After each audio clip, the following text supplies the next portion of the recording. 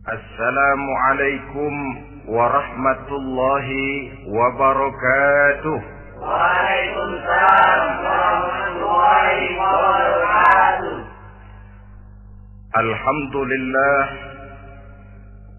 wassalatu wassalamu ala sayyidina Rasulillah sayyidina wa maulana Muhammad ibn Abdullah wa ala alihi wa sahbihi wa mawala.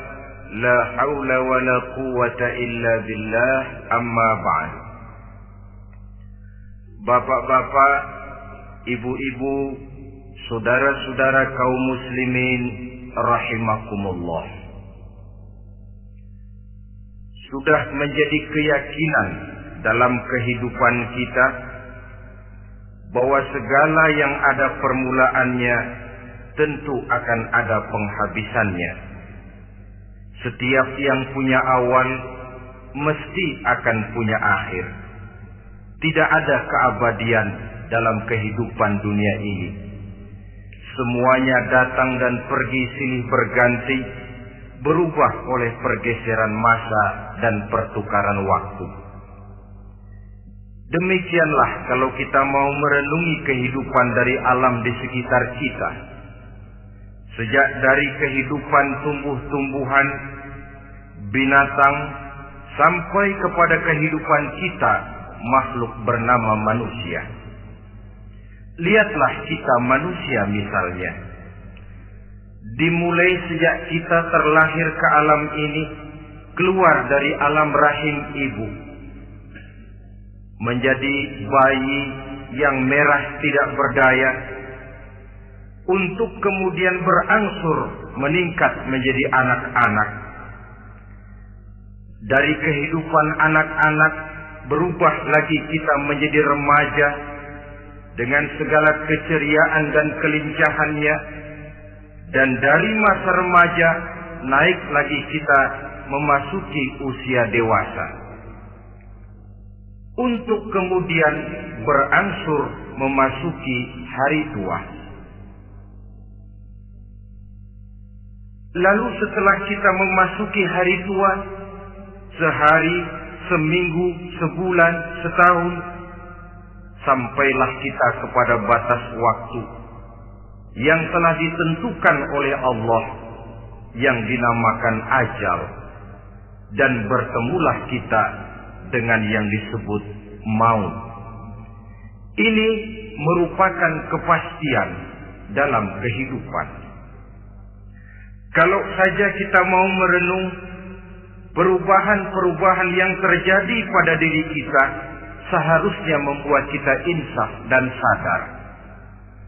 Di kala remaja kita begitu lincah, punya rambut yang hitam ikal berderai, punya lesung di pipi, punya senyum yang indah menawan setiap orang yang melihat, punya kulit yang kencang dan bersih.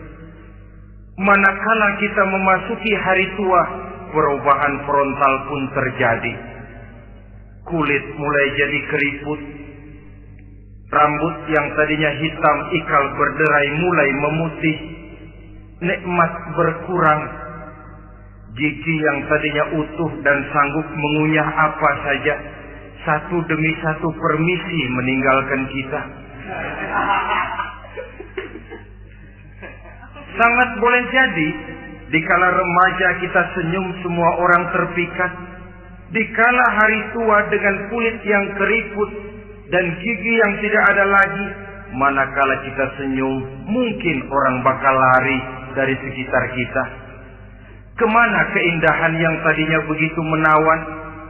Kemana senyum lesung pipit yang tadinya menarik perhatian orang? Pergi meninggalkan kita, berubah oleh pergeseran masa dan pertukaran waktu. Nah, bila maut datang menjemput kita, selesailah kehidupan sampai di situ? Ternyata belum.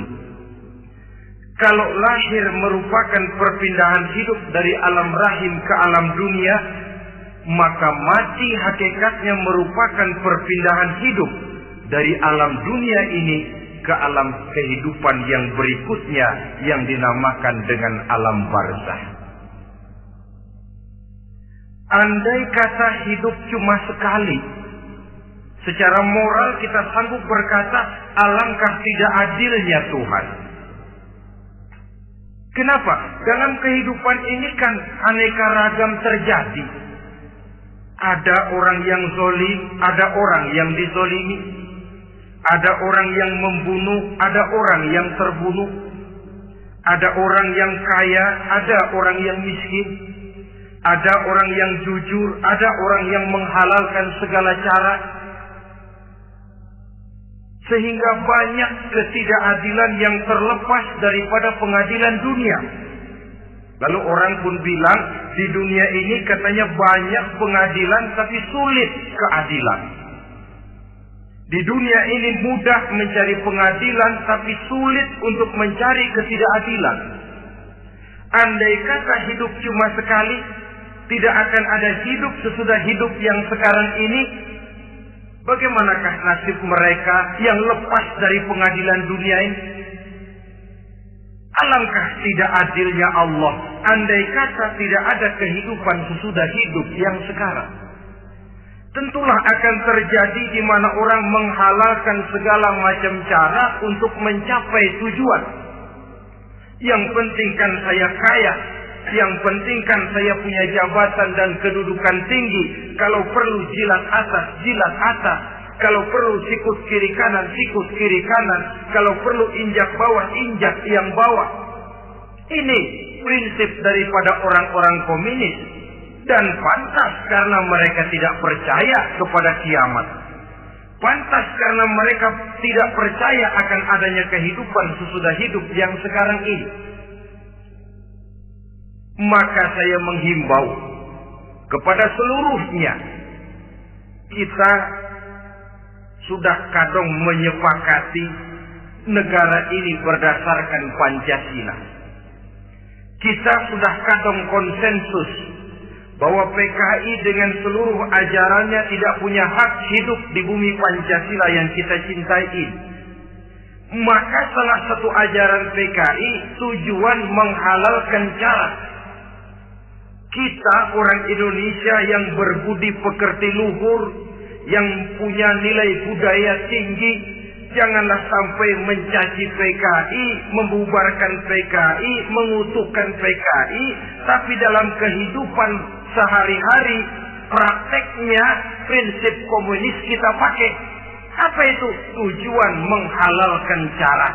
Asal sudah tujuan tercapai, cara apapun saja halal. Itu pandangan hidup orang yang tidak percaya kepada adanya hari akhirat. Sebagai muslim yang yakin akhirat ada, kiamat pasti akan datang. Hidup tidak cuma sekali. Maka kalau kita zalim, kalau kita berbuat aniaya, kalau kita melakukan korupsi, kalau kita merugikan orang lain, boleh jadi kita terlepas daripada pengadilan dunia. Tapi ingatlah, kita tidak akan pernah lepas dari pengadilan Allah. Pengadilan Qadhi Rabbul Jalil, di mana kita akan diadili dengan seadil-adilnya. Dan tidak satu perbuatan yang bersifat salah, yang bagaimanapun kecilnya, yang akan lepas dari pengadilan di akhirat itu nanti. Pantas saja kalau satu hari malaikat Jibril datang menasihati Rasulullah sallallahu alaihi wasallam. Yang artinya juga menasihati kita semua. Apa kata malaikat Jibril kepada baginda Nabi? Ya Muhammad, ish ma syi'ta wa innaka mayyitun. Hai Muhammad, hiduplah semau kamu, tapi jangan lupa kamu pasti akan mati. Kalau memang dilarang tidak terlarang, dicegah tidak tercegah, kamu mau melaksanakan hidup menurut maumu sendiri, persilahkan, hiduplah menurut mau dan gayamu. Tapi jangan lupa, fa innaka mayyitun, satu saat kau pasti bakal mati. Dan mati itu bukan akhir dari segalanya. Dia babak baru bagi kehidupan selanjutnya. Silakan hidup menurut maumu, tapi jangan lupa kau pasti akan mati. Wa'mal ma syi'ta fa innaka majziyun bih. Kerjakan apa saja yang kamu mau. Kalau kau mau menghalalkan segala macam cara, persilahkan halalkan segala macam cara. Tapi jangan lupa kau akan mendapat balasan dari seluruh amal perbuatanmu. Wa ahbib ma syi'ta fa innaka mufariquhu. Dan cintailah apa saja yang mau kau cintai. Kau cintai anak istrimu, silahkan. Kau cintai harta bendamu, tafadhal. Kau cintai tanah airmu, kau cintai pangkat dan jabatanmu, persilahkan. Tapi jangan lupa, fa innaka mufariquhu. Kau pasti akan berpisah dan akan meninggalkan segala yang kau cintai itu. Apa artinya ini buat kita? Ternyata sesudah maut datang menjemput kita, ada kehidupan sesudah hidup yang sekarang ini. Ini yang mendorong kita untuk dalam kehidupan di dunia ini tidak melakukan prinsip saenake dhewe, semaunya sendiri saja, asal perut kenyang, asal pangkat tinggi, asal harta dapat. Masa bodoh dengan merugikan orang lain, masa bodoh dengan menipu orang lain. Iku jenenge saenake dhewe. Muslim tidak diajarkan. Ingat manusia, setelah kau mati, setelah kiamat datang, kau akan dibangkitkan, kau akan dimintakan pertanggungan jawab tentang kehidupan yang sekarang ini. Saudara hadirin, oleh sebab itu kalau kita bicara soal kiamat, soal akhirat, ini memang masalah yang gaib, yang sepenuhnya tidak bisa dicernakan dengan kemampuan penalaran intelektual. Dasar di dalam membicarakan ini tidak lain adalah iman kita kepada Allah Subhanahu wa ta'ala. Bukan cuma zaman sekarang, dari zamannya Nabi. Orang itu kalau sudah bicara kiamat, bicara akhirat, ada yang ragu-ragu, ada yang menolak sama sekali. Bukan dari zaman sekarang, dari zaman dulu. Pernah kok satu saat Rasulullah itu dakwah menceritakan, saudara-saudara, akan terjadi kiamat di mana Allah akan membangkitkan manusia dari kuburnya untuk memintakan pertanggungan jawab. Ini dalam dakwahnya Nabi pidato macam itu. Apa reaksi orang? Yang beriman ya mantap, tapi yang tidak beriman, bajingan-bajingan Quraisy ini, mereka bertepuk tangan, mengejek, mencaci. Malahan ini yang luar biasa, ada dua orang kafir namanya Ubay bin Ka'ab dan Al-As bin Wa'il. Mendengar pidato macam ini, mereka buru-buru pulang ke rumah. Ngapain? Ngambil pacul. Lalu berangkat nyari kuburan tua. Dia gali itu kuburan. Tulang-tulangnya diangkut, dibawa ke depan Nabi. Ya Muhammad, tulang-tulang yang udah hancur begini, siapa yang bisa ngidupin lagi? Yang macam-macam aja kamu Muhammad. Enggak rasional, enggak masuk akal. Allah menjawab. Apa kata Allah? وَضَرَبَ لَنَا مَثَلًا وَنَسِيَ خَلْقَهُ قَالَ مَنْ يُحْيِي الْعِظَامَ وَهِيَ رَمِيمٌ قُلْ يُحْيِيهَا الَّذِي أَنْشَأَهَا أَوَّلَ مَرَّةٍ وَهُوَ بِكُلِّ خَلْقٍ عَلِيمٌ. Mereka memberikan perumpamaan kepada kami, kata Allah. Mereka melupakan asal kejadiannya. Mereka bertanya, siapa yang sanggup menghidupkan tulang belulang yang sudah hancur kayak begini? Qul yuhyiha alladhi ansaha awwala marrah. Katakan kepada mereka Muhammad, yang akan menghidupkannya adalah Dia yang telah menciptakannya pertama kali dulu. Kalau Dia sanggup menciptakan, Dia tentu lebih sanggup lagi untuk mengembalikan reproduksi ciptaan itu sebagaimana semula. Yang paling kasihan yang ragu-ragu, akhirat itu ada apa enggak sih? Kiamat itu ada apa enggak sih? Lantaran ragu-ragu, terombang-ambing dia antara harapan dan putus asa, antara kenyataan dan idealisme. Ada yang buta sama sekali 100% terhadap keadaan-keadaan sesudah mati. Perhatian mereka hanya tercurah kepada kehidupan sebelum mati. Yang mereka perhatikan siang dan malam tidak lebih daripada urusan perut. Pergi pagi, pulang sore, peras keringat, banting tulang. Cuma soal makan, soal minum, soal pakaian, soal kendaraan, soal rumah tangga, soal anak, soal istri. Yang mereka pentingkan hanya soal-soal politik misalnya, ekonomi, pembangunan dan industri. Untuk soal-soal kayak begitu, bias betul. Habis seluruh waktu untuk memikirkan, meningkatkan kebudayaan, politik, sosial, ekonomi. Kadang-kadang kurang tidur, kurang istirahat, berkeliaran ke sana kemari ke tempat yang jauh-jauh. Sampai kadang-kadang terkena stres, penyakit darah tinggi, ginjal, lever, untuk memikirkan hal-hal yang semata-mata karena dunia saja.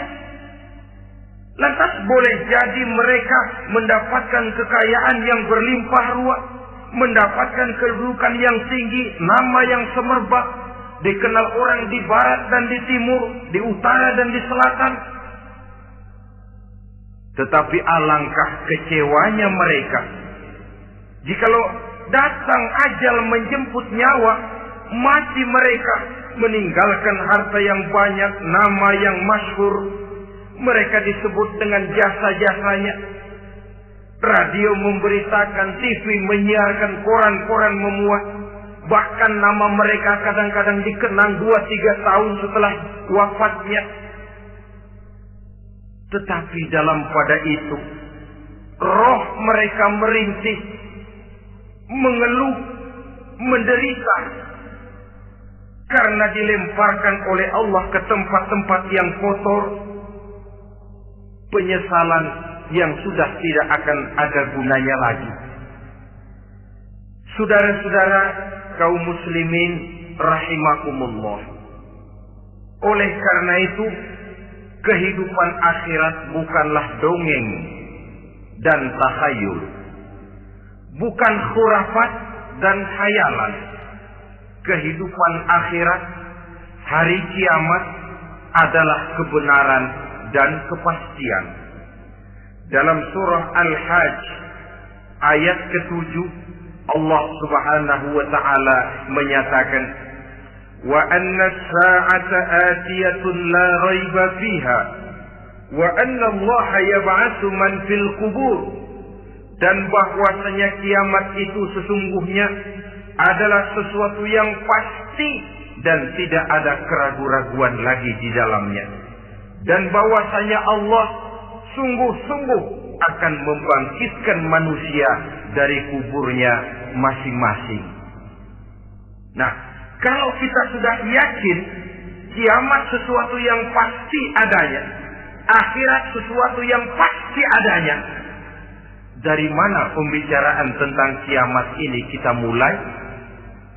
Tentu dari diri kita. Marilah kita mencoba melihat proses perjalanan hidup ini sampai kita memasuki kiamat. Hadirin, tidak ada makhluk secantik manusia. Tidak percaya, pernah ke Ragunan? Saudara masuk ke kebun binatang. Segala macam makhluk ada di situ. Ratusan macam jenis binatang. Bandingkan dengan saudara, kira-kira cakep mana?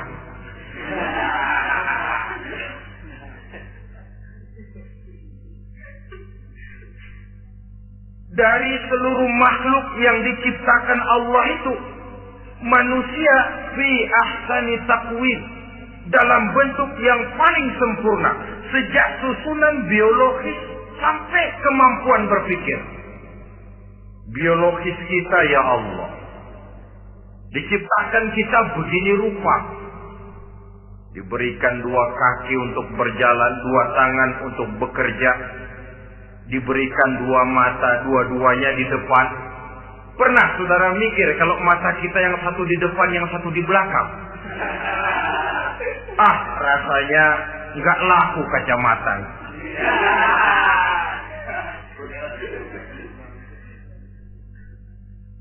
Diberikan hidung dengan 2 lubang. Tahu betul Allah ke bawah lagi lubangnya. Coba pikir kalau lubang hidung kita menghadap ke atas. Aduh, kalau musim hujan repot jagain hidung. Laqad khalaqnal insana fi ahsani taqwim. Sungguh telah kami ciptakan manusia dalam bentuk kejadian yang paling sempurna ketimbang makhluk-makhluk Allah lainnya. Nah, kesempurnaan manusia ini oleh karena hidupnya terdiri dari 2 unsur pokok. Pertama unsur jasmani dan kedua unsur rohani. Jasad dan roh. Jasad yang terlihat sekarang ini, potongan saudara yang ngejedok di depan saya ini jasad saudara. Ini yang berasal dari saripati makanan yang dimakan oleh bapak ibu kita. Lalu hasil kerjasama yang baik antara ibu dengan bapak, terwujudlah kita. Kalimat langsungnya jasad ini berasal dari tanah yang tadi berubah dari bayi, remaja, dewasa, meningkat hari tua. Yang berubah itu jasmani kita. Kenapa? Karena jasmani itu materi, benda, daya tahannya terbatas. Dia berubah oleh pergeseran masa dan pertukaran waktu. Apa ada orang makin tua makin cakep? Jasmani oleh karena dia materi, dia berubah oleh pergeseran masa dan pertukaran waktu. Nah, yang menyebabkan jasmani itu bergerak karena ada roh di dalamnya. Ini yang menyebabkan kehidupan. Ini yang menjadi sumber kehidupan, pusat kesadaran dan pengertian dalam kehidupan manusia. Tanpa roh dalam diri kita, maka jasad kita pernah lihat orang mati. Itu kalau orang mati, coba perhatikan. Apanya yang kurang? Kupingnya masih ada, tapi sudah tidak sanggup mendengar. Matanya masih lengkap, tapi tidak mampu melihat. Jangankan melihat, terbuka saja tidak. Mulutnya masih ada, tapi sudah tidak bicara lagi. Telinganya cukup, tapi sudah tidak sanggup mendengar. Kakinya lengkap, tapi tidak mampu lagi berjalan. Apa penyebabnya itu? Ternyata jasmani kita, jasad ini, manakala sudah ditinggalkan oleh roh, dia tidak akan bisa berdaya apa-apa. Tidak mampu berjalan, tidak pula berbuat, tidak pula bekerja apapun saja. Saudara-saudara, dua-duanya punya kebutuhan. Jasmani ada kebutuhannya, rohani pun ada kebutuhannya. Jasmani yang jelas perlu makan, perlu minum, perlu tidur, perlu pakaian, dan sebagainya. Nah, apabila saat berpisah datang, ajal sampai, berpisahlah roh dan jasad. Dan itulah yang dinamakan dengan maut. Jadi, apa sih mati itu? Mati adalah berpisahnya roh dengan jasad. Sebab itu Islam sangat menganjurkan kita untuk banyak-banyak mengingat mati. Bagaimana caranya mengingat mati? Pertama, mati itu kan pasti. Kira-kira yang hadir di sini ada yang nggak mati nggak kira-kira? Semuanya bakal mati kan? Berani? Sekarang mau? Saudara, sebenarnya kalau kita merenung lebih jauh, orang itu tidak perlu takut mati. Walaupun tidak boleh terlalu berani menghadapi mati. Karena bagaimanapun takutnya kita kepada mati, toh dia pasti datang. Bagaimanapun beraninya kita mati, kalau belum ajal, dia tidak mati juga. Jadi Muslim itu kan harus berani menghadapi hidup dan tidak takut menghadapi mati. Mati adalah sesuatu yang pasti. Muslim dianjurkan banyak-banyak mengingat mati dalam kehidupan. Caranya bagaimana? Pertama, berziarah nengokin teman yang sakit. Ya? Suka nengokin teman yang sakit enggak? Oh, itu pahalanya kata Nabi. Menengok orang yang sedang sakit lebih afdal daripada sholat sunnah 1000 rakaat. Apa pernah saudara sembahyang sunnah sampai 1000 rakaat? Nengokin orang sakit pahalanya lebih afdal daripada itu. Kenapa menengoki orang sakit mengingatkan kita kepada mati? Iya ya, ini teman saya yang kemarin segar banget, bercanda sama saya, ketawa sama-sama, sekarang terbaring tidak berdaya. Hilang kemampuannya, hilang keceriaannya, sakit. Iya kalau sembuh, kalau aja. Iya sekarang giliran dia, kalau jatuh ke saya. Lalu menghibur teman dengan kata-kata yang enak, yang akan mendatangkan sugesti supaya dia cepat sembuh. Jangan nengokin orang sakit, jujur. Sakit apa lu? Perut. Emang teman gua kemarin sakit begini mati. Wah, itu orang bisa jadi shock lantaran etika kita tidak akan sampai ke sana. Menjenguk orang sakit akan mengingatkan kita kepada mati. Apalagi ziarah kubur. Ada yang orang tuanya sudah meninggal? Nah, kalau ada, ya tidak bisa tiap hari, sekurang-kurangnya seminggu sekali. Jumat pagi misalnya, ziarah kita ke kubur. Sehingga kalau kita masuk kubur kan ada etikanya. Assalamualaikum ya ahlal kubur wa inna insyaallahu bikum lahiqun. Hai penduduk kubur, keselamatan bagi kamu dan kami yang masih hidup sekarang ini insyaallah pasti bakal nyusul kamu. Iya, yang kemarin gagah benar sekarang terbaring tanpa daya. Ini unggukan kuburannya. Yang kemarin ada sekarang sudah tidak ada. Kemana dia? Kami satu saat pasti akan begini. Ingat mati. Lalu apalagi yang bisa membuat kita ingat kepada mati? Mengawal jenazah. Bukankah sangat dianjurkan oleh agama? Bahkan kalau bisa sejak mengurusnya, memandikannya, mengkafankannya, menyolatkannya untuk kemudian mengantarnya ke kubur. Hari ini saya antar dia ke kubur, besok boleh jadi saya yang diantar orang. Hari ini saya solatkan dia, besok boleh jadi saya yang disolatkan orang. Hari ini saya masukkan dia ke liang lahat, besok mungkin giliran saya dimasukkan orang ke liang lahat. Ingat mati, tumbuh kesadaran. Lalu daya positifnya dalam kehidupan apa? Nah, saudara-saudara hadirin, orang yang mengingat mati bukan lantas menjadi lemah dalam kehidupan, menjadi putus asa, sedikit semangat, terbentur kesulitan, mudah frustasi. Bukan itu tujuannya kita diperintah mengingat mati.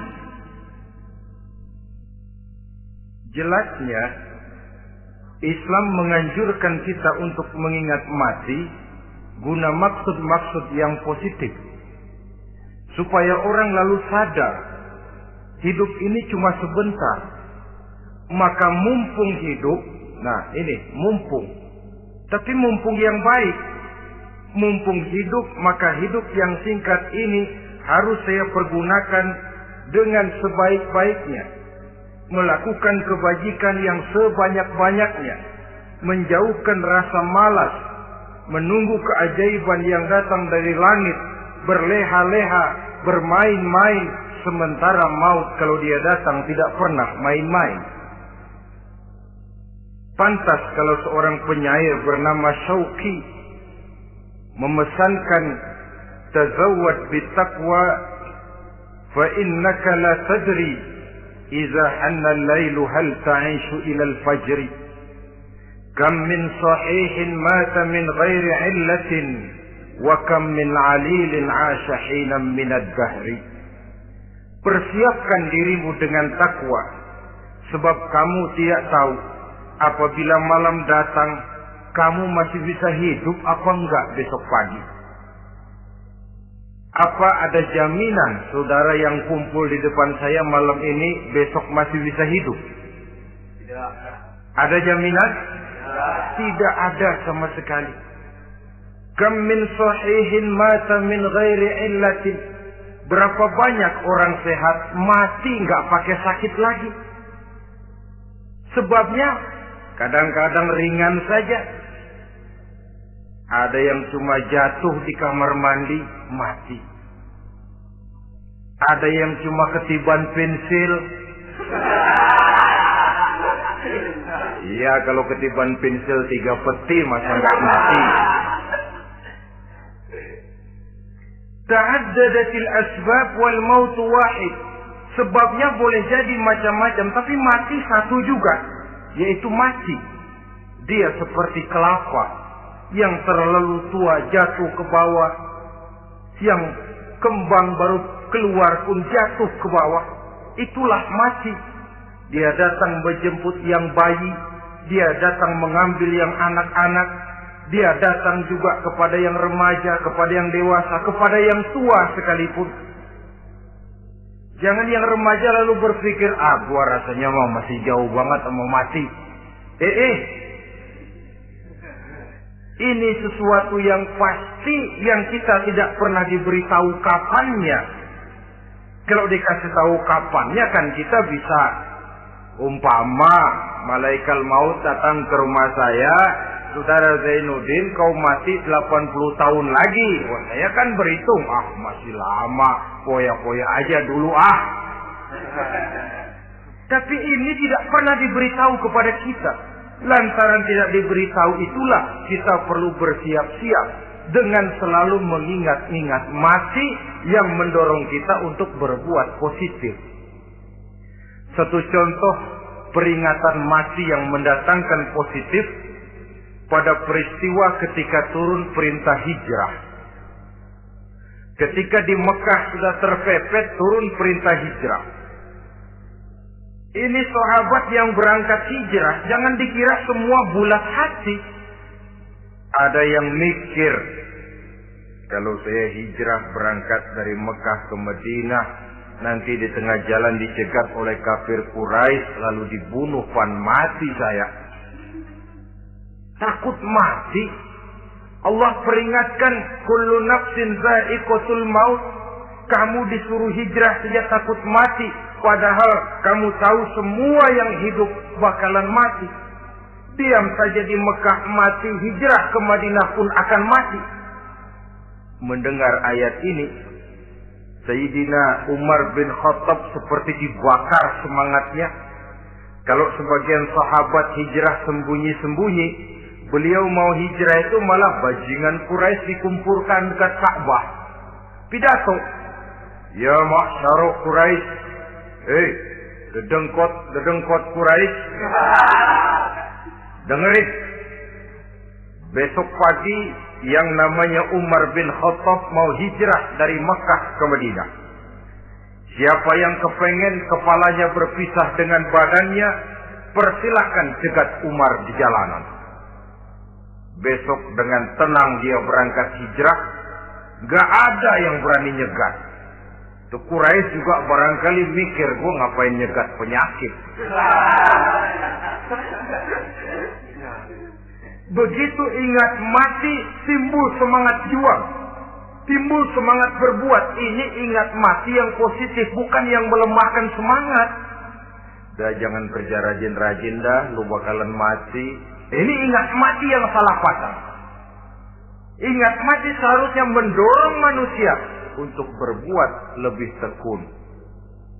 Allah memberikan peringatan, Qul innal mauta allazi tafiruna minhu fa innahu mulaqikum. Katakan, maut yang kamu akan melarikan diri daripadanya, yang kamu takuti benar dia pasti akan datang menjemput kamu. Saudara-saudara hadirin yang saya hormati, datangnya memang tidak kita harapkan yang namanya maut. Tapi sekali dia datang, tidak ada pintu tempat kita lari. Dia memang tidak pernah kita undang. Tapi sekali dia datang, mengetok pintu, kekuatan apa yang bisa menolak? Dia sebuah tanda seru dalam kehidupan. Apa yang menyebabkan orang takut mati?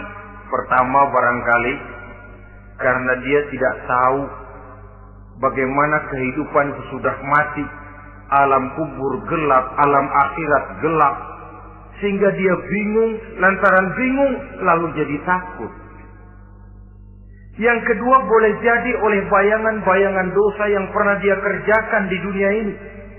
Kerjanya cuma menumpuk dosa. Dia gembira, bahagia, tertawa di atas tumpukan dosanya. Merasa segan berpisah dengan seluruh kehidupan ini. Sehingga boleh jadi maut adalah sesuatu yang ditakutkannya benar dalam kehidupan. Tapi bagaimanapun takutnya, tidak ada tempat lari dari dia. Dalam ayat lain Allah jelaskan, Aynama takunu yudrikumul mautu walau kuntum fi burujim musayyada. Di mana saja kamu berada, dalam benteng yang paling tangguh sekalipun, maut pasti akan datang menjemput kamu. Nah, bagaimana caranya maut datang menjemput kita? Bila datang dia, sang malaikat pencabut nyawa, malaikat Israel namanya, hendak mengambil ruh kita. Dalam suasana macam begitu, di akhir kehidupan dunia, dalam berhadapan dengan sakaratul maut, terbagilah manusia dalam dua bagian besar. Pertama, yang menghadapi sakaratul maut itu dengan husnul khatimah, baik di akhirnya, sehingga pada saat ruhnya berpisah dengan jasadnya, kelihatan dia seperti senyum, mukanya cerah, Bahkan sebelum itu boleh jadi dia sempat meninggalkan pesan-pesan yang baik. Ada yang sempat azan, ada yang sempat baca Quran.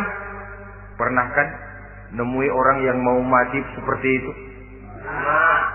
Yang sempat azan, yang sempat baca Quran, yang sempat meninggalkan wasiat-wasiat yang baik.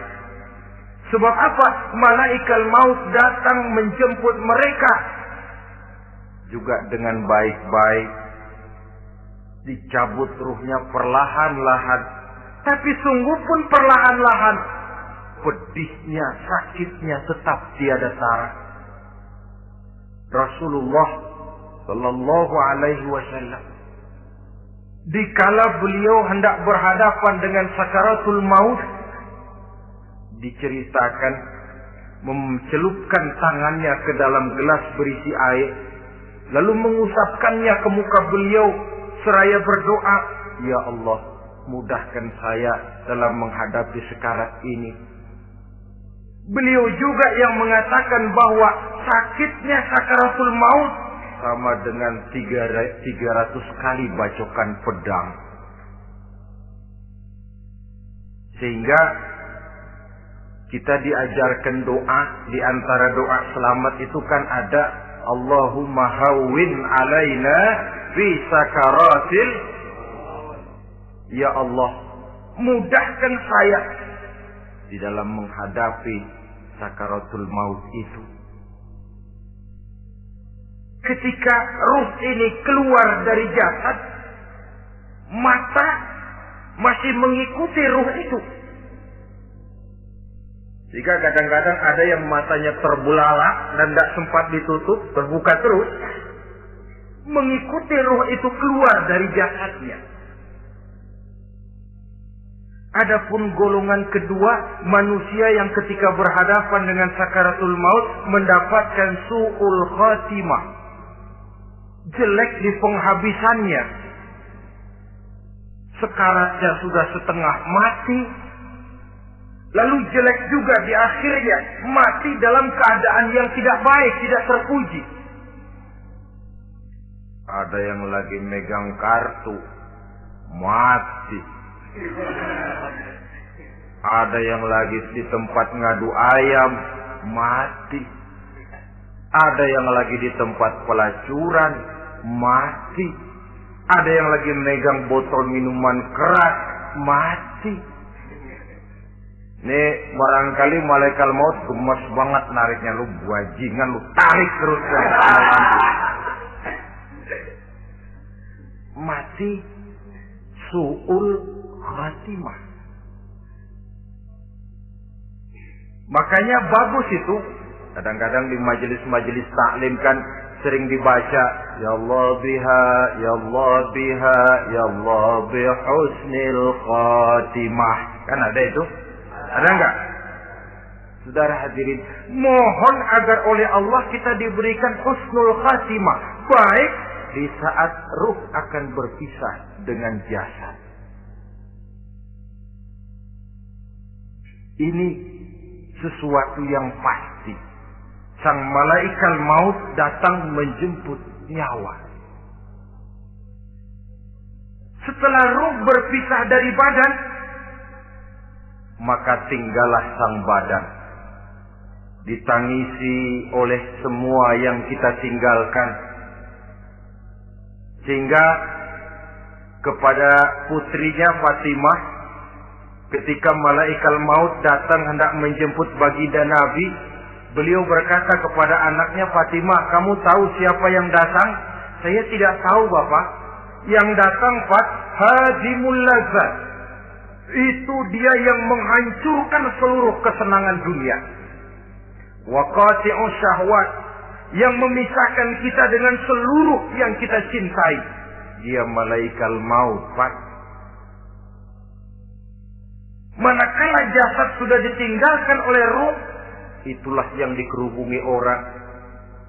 Anak menangis, istri menangis, orang tua bersedih, teman-teman merasa kehilangan, menangisi jasad. Diuruslah jasad kita, dimandikan sebagaimana mestinya, dikafankan dengan kain putih 3 lembar, itu yang hendak kita bawa kembali ke tempat asal kita. Pakaian sutra jas yang mereknya Switzerland wool, kain yang Samarinda, sepatu yang Belly atau Beltoni, jam tangan yang Rolex, kendaraan yang serba mewah. Tidak ada yang menyertai kita. Kain putih 3 lembar itu saja lagi. Demi setelah dikafankan, dibujurkan kita menghadap ke arah kiblat, orang banyak pun datang menyolatkan kita dengan 4 takbir, diiringi dengan doa. Lalu upacara pelepasan, berangkat kita meninggalkan anak, istri, suami, kampung halaman, tanah air, bahkan alam dunia ini.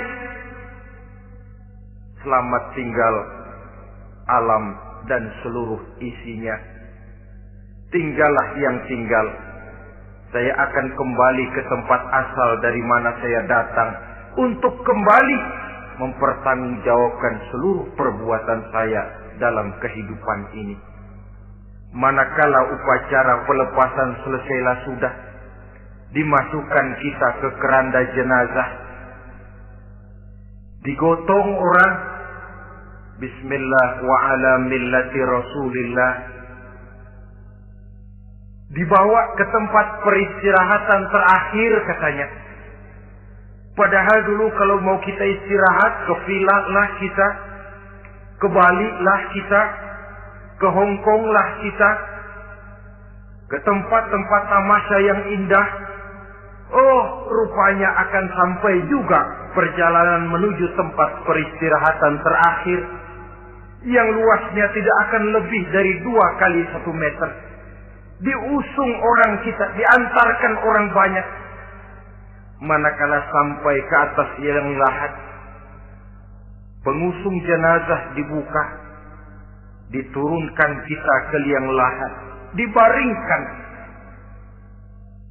Gumpalan tanah akan jadi bantal kita. Muka dibuka, dihadapkan ke arah kiblat. Setelah itu ditutup liang lahat kita dengan kayu. Masih belum kurang, diuruk dengan tanah. Yang menguruk orang-orang yang tadinya mencintai kita, menyayangi kita. Tapi ketika jasad sudah ditinggalkan ruh, habis rupanya cintanya. Coba jasad kalau sudah ditinggalkan ruh, 3 hari aja di rumah serem. Ya mayit, siapa yang betah nemenin mayit?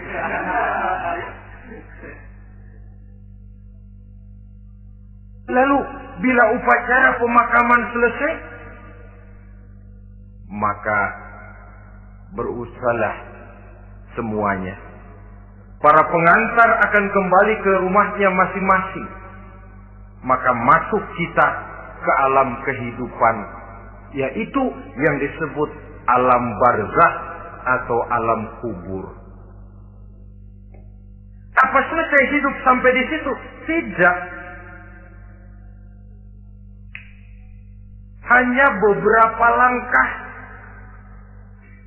setelah yang mengantar kita pulang, diriwayatkan dalam hadis Bukhari dan Muslim, bila seseorang sudah diletakkan di kuburnya, lalu yang mengantar kembali pulang, maka roh si mayit akan dapat mendengar bunyi terompah orang yang pulang itu. Bunyi terompahnya terdengar.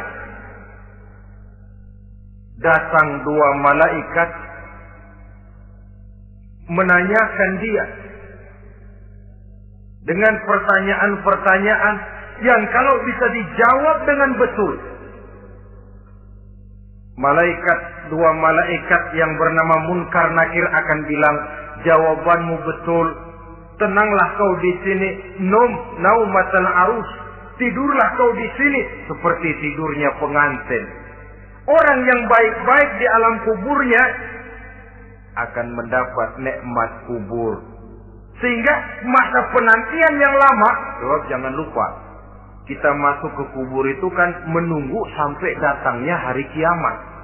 Jadi kalau kiamat umpama masih 1000 tahun lagi, ya 1000 tahun kita menunggu. Orang yang baik-baik penantian di alam kubur, kata malaikat, naumatal arus, tidurlah kamu seperti tidurnya pengantin. Bagaimana sih tidurnya pengantin? Enggak berasa. Iya, kata anak sekarang, endah aja. Begitu mendusin pagi, kata lakinya, malam sebentar bener ya Neng. Sebentar betul katanya malam. Ya tentu saja tidak terasa. Kenapa? Dia tidak pernah memikirkan waktu. Terbawa oleh kenikmatan dan kelezatan yang dirasakannya dalam kehidupan. Tapi orang kafir, orang yang dosanya bertumpuk, tidak sanggup menjawab pertanyaan dua orang malaikat, maka dia akan mendapat azab di alam kuburnya terus menerus siang dan malam sampai datangnya hari kiamat. Ibarat maling ayam ketangkep, belum masuk pengadilan udah dikebukin duluan. Kan begitu kan? Ada maling ayam nggak di sini? Nah, itu yang nyaut tadi pengalaman itu. Di sidang belum divonis, belum digebukin babak belur. Saudara hadirin, maka alam kubur bisa merupakan raudhatun min riyadil jannah. Taman di antara taman-taman surga pun juga bisa merupakan hufratun min hufarin niran, menjadi liang daripada neraka.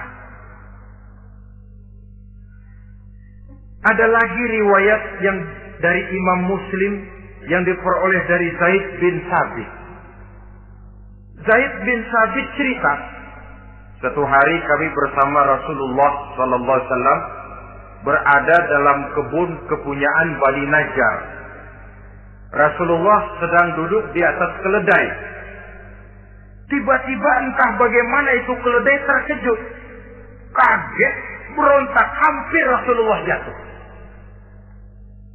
Rasulullah kemudian bertanya, rupanya di kebun itu ada kuburan tua, 5 atau 4 kuburan.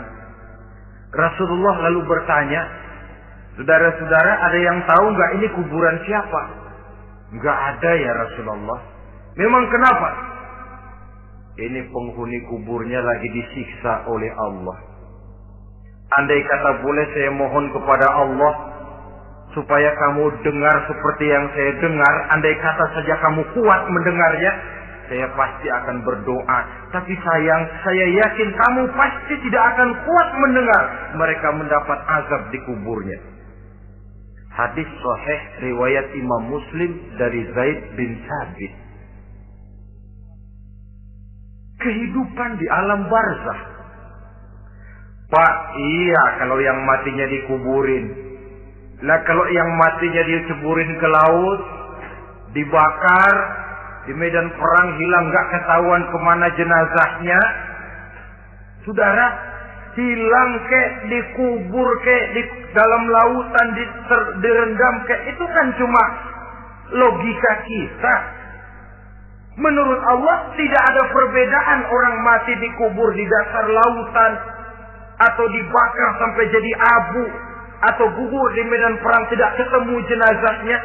Entah mereka tetap masuk ke alam barzakh namanya. Jasad boleh hancur, tapi roh sebagai sumber kehidupan, pusat kesadaran dan pengertian, dia tetap ada, mengalami kebahagiaan dan kegembiraan atau mengalami kepedihan dan penderitaan, bergantung kepada amalan yang kita lakukan dalam kehidupan di dunia ini. Maka dalam Yasin tadi kan jelas, qul yuhyiha alladzi ansha'aha awwala marrah, yang menghidupkan mereka yang dikubur di dasar lautan, mereka yang dibakar sampai jadi abu, yang akan menghidupkan ialah Allah yang menciptakan mereka dulu pertama kalinya. Jadi kalau sudah ada aslinya, ya tentu tidak perlu contoh lagi, akan sangat mudah membuatnya.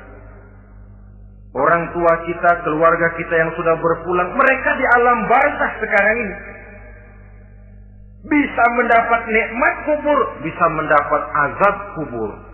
Bergantung amalan mereka dalam kehidupan di dunia ini. Dalam Musnad Imam Ahmad dan Sahih Abi Hatim malah ada tambahan riwayat. Orang yang banyak kebajikannya di dunia, amalannya akan datang menemani dia. Sholatnya dekat kepalanya, puasa sebelah kanan, zakat sebelah kiri. Menghibur dia. Malahan dikatakan berbentuk orang yang cantik menemani dia di alam kuburnya. Aneh dia tanya, man anta lam ara fid dunya ajmal minka. Siapa kamu? Di dunia ini belum pernah saya melihat orang secantik kamu. Dia jawab, ana amaluka sholeh. Saya adalah amalmu yang soleh yang kau kerjakan waktu di dunia. Saya sekarang diperintahkan untuk menemani kamu di sini. Alhamdulillah. Sedangkan amalnya yang jahat akan datang dalam bentuk yang menyeramkan menemani dia di sana. Bayangin deh, di kuburan ditemenin yang serem-serem. Sama juga di dunia. Di dunia, kalau kita di tempat gelap ditemenin orang cakep, enak nggak? Wah, pengalaman. Tapi coba bayangin, sudah tempatnya gelap, yang nemenin jelek nggak ketulungan, gerah kita. Nah, saudara hadirin yang saya hormati, lalu bagaimana tempat arwah-arwah yang sudah kembali menghadap Allah yang disebut mustaqarrul arwah itu? Macam-macam tingkatannya sesuai dengan profesi dan amalannya waktu di dunia. Ada roh-roh itu yang setelah pisah dengan jasad, artinya mati, ditempatkan di tempat yang disebut a'la iliyin, tempat yang tertinggi. Siapa ini? Arwahnya para nabi dan para rasul. Ini fi a'la iliyin, di tempat yang tertinggi. Arwahnya para nabi, arwahnya para rasul. Dan karena kita bukan nabi, bukan rasul, ya jangan mimpi dapat tempat fi a'la iliyin. Kecuali kalau Allah menghendaki, itu hak prerogatif Allah. Tapi kan tidak adil kalau Allah melakukan itu. Ini kelompok roh-roh yang masuk golongan fit. Wah, the first class. Para nabi, para rasul. Lalu ada pula roh-roh itu yang setelah pisah dengan jasadnya diumpamakan seperti burung-burung hijau yang berterbangan di perkebun-kebunan surga. Roh siapa mereka ini? Rohnya para syuhada, orang-orang yang mati syahid gugur membela agama. Nah, ini bedanya orang mati syahid dengan pahlawan, ya. Apa bedanya syuhada dengan pahlawan? Kalau syuhada, orang yang gugur membela agama, niatnya karena Allah, mati syahid. Kalau pahlawan, orang yang gugur membela negara, orang yang dianggap berjasa kepada pemerintah. Klimaksnya, kalau orang mati syahid, jelas surga. Tapi pahlawan, belum tentu surga. Kenapa? Bergantung kepada negara macam apa yang dibelanya dan pemerintah model mana yang dibelanya. Di negara-negara komunis misalnya, banyak nggak pahlawan? Dengan sekian tanda jasa yang mati di medan perang dan sebagainya. Kira-kira pahlawan komunis masuk surga nggak? Ya, kalau pahlawan komunis masuk surga, kita nggak kebagian kapling di surga barangkali. Inilah bedanya pahlawan dengan orang mati syahid. Kemudian ada pula roh itu yang tertahan di pintu surga. Tertahan di pintu surga. Ini seperti tadi, orang yang mati syahid, tapi masih ada kaitan di dunia. Rasulullah pernah ditanya orang, ya Rasul, kalau saya maju ke medan perang bela agama, mati syahid, apa saya masuk surga? Iya, masuk surga. Kecuali kata Nabi, kalau masih punya utang. Nah, tertahan di pintu surga. Ada pula roh itu yang tertahan di alam kuburnya. Ini umumnya seperti tadi itu. Ada mempunyai dosa, mempunyai kesalahan, sehingga merasakan azab kubur. Ada juga roh itu yang tertahan di permukaan bumi. Mereka yang dalam hidup selalu menumpuk dosa-dosa yang besar, meninggal sebelum keburu untuk bertaubat. Saudara hadirin yang saya hormati, inilah yang kita khawatirkan. Sebab jikalau pada saat roh sudah datang, jikalau saatnya roh datang berpisah dengan jasad, menemukan sakaratul maut, saat itu taubat sudah tidak akan ada gunanya lagi. Masuk ke alam kubur, mendapat azab kubur, sampai datangnya hari kiamat. Berapa lama di alam kubur ini? Menunggulah kita sampai datang saatnya kiamat. Nah, saudara-saudara, apa tanda-tanda hari kiamat? Kapan dia akan datang? Bagaimana hal ihwal manusia pada saat terjadi kiamat? Bagaimana alam ini? Bagaimana perhitungan di padang mahsyar? Insya Allah akan saya ungkapkan pada bagian kedua dari ceramah ini. Insya Allah kita akan lanjutkan pembicaraan ini sampai kepada terminal paling akhir, surga dan neraka. Inilah saja pertemuan kita pada kesempatan kali ini. Terima kasih banyak atas segala perhatian. Mohon maaf atas segala kekurangan. Wabillahi taufiq wal hidayah. Wassalamualaikum warahmatullahi wabarakatuh.